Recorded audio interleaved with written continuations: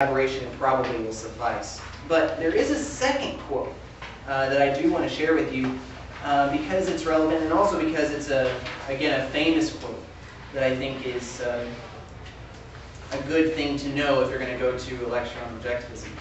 So that's the quote that is bolded, underlined, and italicized. Hard to miss. I swear by my life and my love of it that I will never live for the sake of another man, nor ask another man to live for mine. So to encapsulate who should benefit, well, who's the person acting?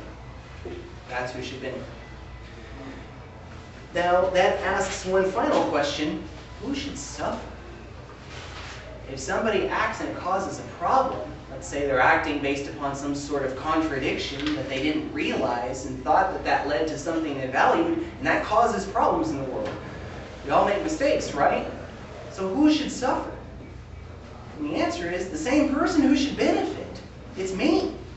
Okay? I shouldn't have to force that out. I shouldn't try to force that out on somebody else. It's my responsibility because I'm the one that acted in a way that I thought was good for my life. And the reason why I want to point this out in particular is to help dispel a very common misconception of objectivism. A very common misconception of objectivism is that objectivists will reap all of the rewards but will never have to pay the consequences.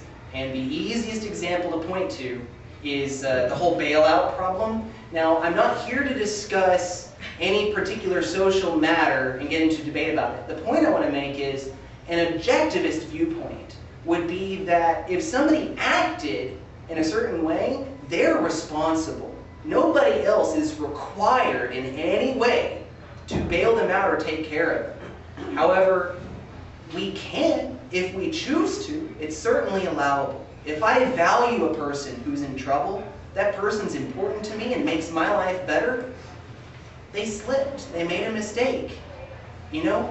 I can still help them because they make my life better. But it's probably best that in helping them, I see that helping them is moving them back towards something good, not towards making a second mistake. All right, so that ends the section on ethics and takes us to the subset of ethics, politics. How should man govern himself? And capitalism is the word or phrase that objectivism uses to discuss its political philosophy. Capitalism in the laissez-faire sense, i.e., leave it alone, hands off. In other words, objectivism says that when it comes to the state and the economy, we separate them very clearly, very wholly. We keep them apart. Now, to give you an idea of how capitalism is considered a social system and not just an economic system, I have a quote here from Capitalism, the Unknown Ideal, another book written by Rand. It says that capitalism is a social system based on the recognition of individual rights, including property rights, in which all property is privately owned. The recognition of individual rights entails the banishment of physical force. You'll hear me talk about that more soon. The banishment of physical force from human relationships. Basically, rights can be violated only by means of force.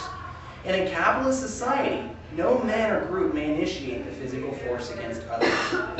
The only function of the government in such a society is the task of protecting man's rights, the task of protecting him from physical force. The government acts as the agent of man's right of self-defense and may use force only in retaliation and only against those who initiate its use. Thus, the government is the means of placing the retaliatory use of force under objective control. So, as you see, it says that the only role of government is to protect us. And it can only protect us by using force in retaliation.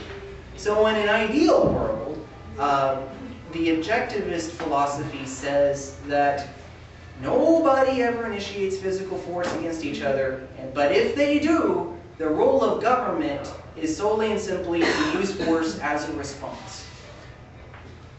And anything beyond that gets the government mixed up in the economy, and that leads to a mixed economy. And objectivism states that a mixed economy, because it requires a mixed state, is not acceptable. It's rejected as far as politics and capitalism, or politics and the economy is concerned. So why is it? Well, the very fundamental idea is that when the government gets involved, the state gets involved, it violates the trader's principle and forces particular actions to take place or not take place. Where in other circumstances, individuals would simply choose whether or not to do something and follow that basic trader principle.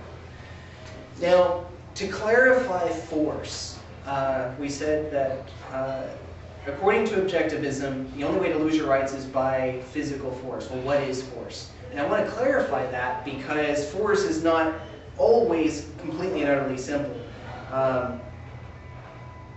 Perhaps it's maybe just an interesting use of the word within objectivism, but regardless, there are at least three things I want to talk about. The first one being physical brutality, very simple.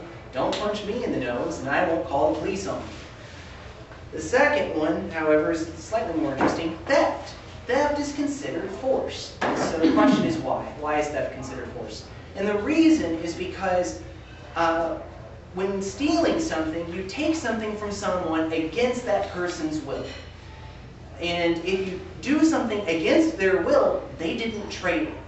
And so if they didn't trade it, it's considered a use of force. Also interesting, fraud. Fraud is a use of force. Regardless of what a lot of media has portrayed in the last year or two, objectivism does hold that fraud is a use of force. And the reason I state that is because there's been a lot of quotation of Alan Greenspan, our previous head of the Federal Reserve, and Greenspan is classically associated with objectivism, but Greenspan also was claimed to say that fraud's not a problem and it just kind of magically works itself out. And just to clarify, I did some research on this, and objectivism says, no, it is a use of force, it's bad. Because it follows from the ideas of theft. But instead of just simply taking something against that person's will, you manipulate that person's idea of what you're trading, and you're not really trading what they think they're trading. So it's still against their will, and therefore a use of force. So the government's role is to protect us from these things. And it does so with three branches. It does so with the police from a local standpoint. So if my neighbor tries to do something, forceful, then police step in. Then there's the military, and the military protects the state against foreign invasion. And then finally, there is the court system. And the court is there to arbitrate when any sort of problem crops up. So take fraud and the Madoff scandal that happened. The court system would step in to say whether or not it's fraud, what's the situation, and determine the outcome. So we definitely need courts. But then, in essence, objectivism says that's pretty much it. That's all we need in the government. Everything else, all of the services that we now see, at least in the United States, they don't need to be part of the government. They can be taken care of by individuals who want them, or, as it were, don't want them. We should all each get the choice for those services. And when the state gets involved, objectivism would argue that not only is it a negation of the voluntary choice to do something or not do something, but that slowly but surely it slides to have state intervention slides further and further towards totalitarianism, towards total government control. And that's a quote that says, "Each set of controls necessitates more controls," Peikoff says in one of his lectures. So the point is, we don't even want to get started down the road, because in intervening one way, it kind of lopsides the economy in some strange way. And well, it's kind of like playing whack-a-mole. You hit this one down, and it pops up over there. So then we're hitting it, and it pops up over there, and it's this constant game of, I don't have enough hammers, right? According to the objectivist school. So that's an overview of the relationship